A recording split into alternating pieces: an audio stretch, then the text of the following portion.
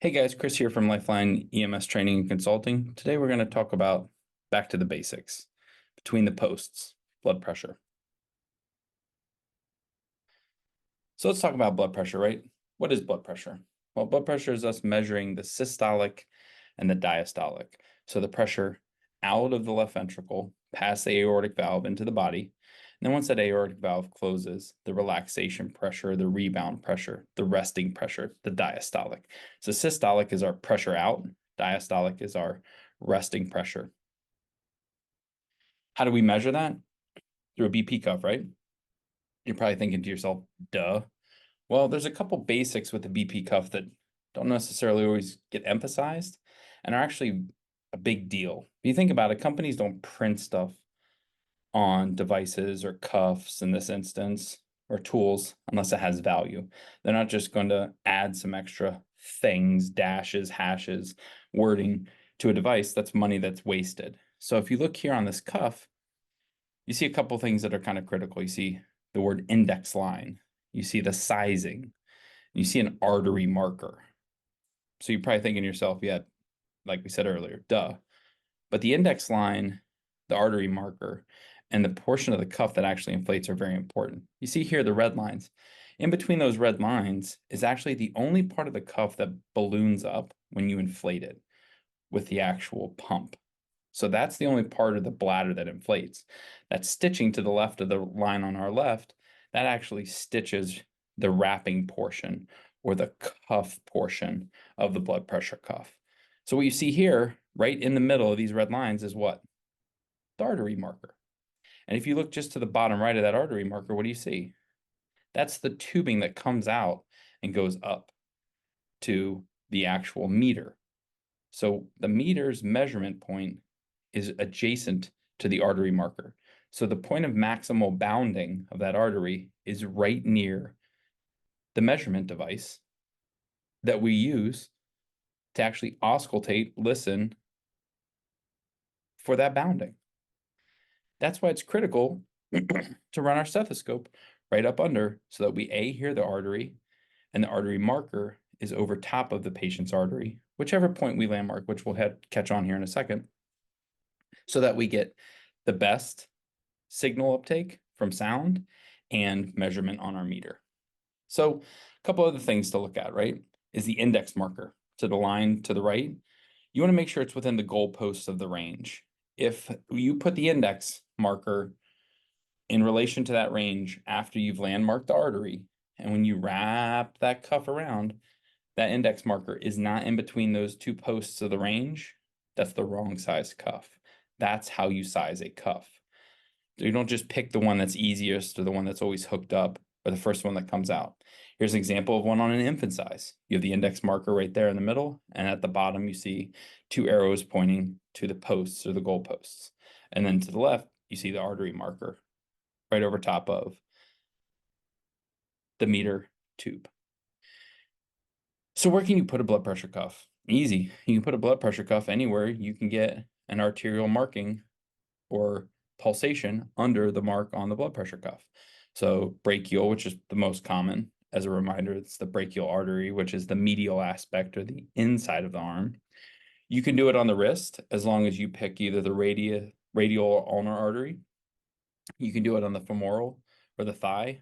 That's a hard one because it's usually a very dense area that has a lot of adipose tissue or muscle. It's actually some of the largest muscle groups and strongest muscle groups of the body, wrapping around the strongest bone in the body. As long as you can get that artery marked appropriately under the marker, you're good to go. You can also do it on the lower part of the leg as well. Remember though, as you go farther away from the heart, what is normal for that range goes down because the pressure reduces as it goes away from the pump.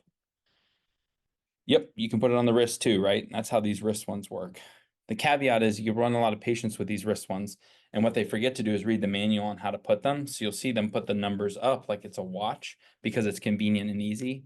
But what they're not getting is that good signal quality from the appropriately marked artery marker for the point of uptake. So when you're doing this, right, you pump up the cuff, put your stethoscope under the cuff, and you're listening for the bounding to come and then go. And that gives you your top and your bottom number. Well, to do that, you really need to be on skin or a real thin base layer, not over like a big puffer jacket or a big fluffy winter jacket. Because what's going to happen, especially with auto cuffs, is that bulky jacket is going to absorb that pulsation and that flow signal uptake for the monitoring device or for your ability to hear the bounding on manual auscultation. So don't use big puffer jackets. Take them off. So when you're thinking about places to put them, you don't want really dense or big areas either. That's why the big bulky arm here in this instance, the big thick thighs can be a challenge. So how does an auto cuff work, right? I get this all the time. You get the person who puts the auto cuff on and they don't get necessarily the blood pressure they were expecting. And you usually get words like, well, this thing's a POS or blah, blah, blah. It's junk. That's not true. It is the exact same necessity of appropriate cuff sizing and placement as the manual. There's a couple other things that are a little bit different in how it acquires that, which we'll get to here in a second. But the thing I wanted to highlight with this picture is that accordion tubing you see there.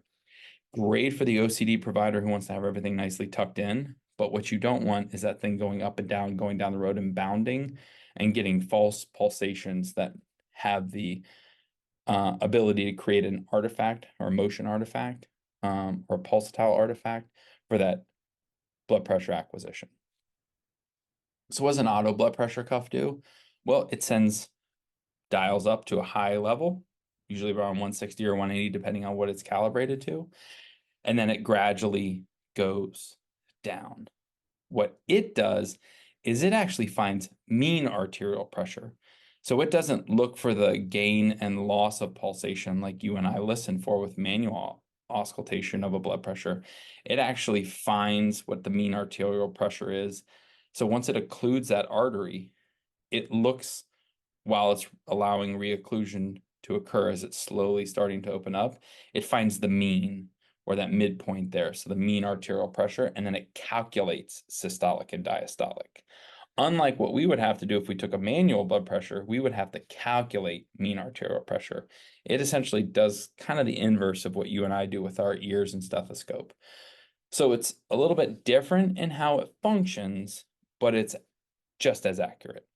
The other thing that the monitoring companies publish in their literature for their device is if you have a missized cup, you can have variances. Some brands like Zoll publishes that if you have a missized cuff, you can have a plus or minus of 40 millimeters of mercury.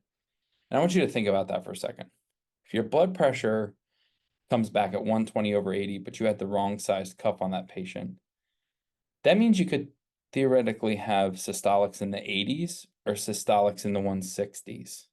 So that could be a totally different protocol, totally different level of stability you discern that patient at just because you inappropriately placed the cuff. And one other thing to think about with the monitor companies is the majority of their technology, here's an example of the Zolx monitor, utilizes pulsatile flow as a validation tool for their blood pressures. So in the Zolx monitor, you get more accurate blood pressures and faster blood pressures if you have the pulse ox on or the ECG on, because it uses the R wave of the ECG or the pulsatile flow of the pulse ox probe to increase its confidence interval for its acquisition. And it does it as a comparison to say, okay, is the bounding I'm feeling true to the pulse rate? Yes, no. So if you want accurate blood pressures on your automatic devices, I recommend either hooking up the pulse ox, which is super easy and we should be doing, and or the ECG to gain that good accuracy. So here's that example here. You see it dialing up. We have the pulse ox on and we have the ECG on. So if you ever were in an instance and you get like a star next to that blood pressure, a star on the Zoll monitor specifically means that it doesn't trust that value. It got you that value, but it's not confident in its number. In this instance, it went up, it came down very quick. So they actually measure on the up and down. And if you have that pulse ox and or ECG on there, it actually makes the blood pressure acquisition faster.